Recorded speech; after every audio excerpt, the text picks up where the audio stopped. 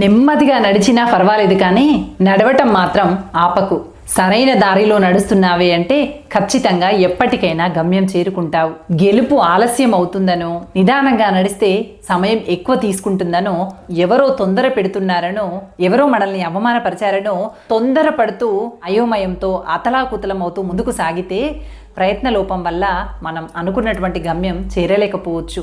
తొందరపాటుతో కాకుండా కాస్త నిదానంగానైనా అనుకున్నది సాధించేటువంటి ప్రయత్నం చేయాలి. నెమ్మదిగా ప్రయత్నిస్తున్నంత మాత్రం చేత గెలుపు కాస్త ఆలస్యం అవ్వచ్చు, కానీ గెలవటం అనేది ఎక్కడా కూడా ఆగిపోదు. అడుగులు చిన్నవైనా, ప్రయత్నం నెమ్మదిగానైనా గెలుపు మాత్రం పెద్దదిగానే ఉంటుంది.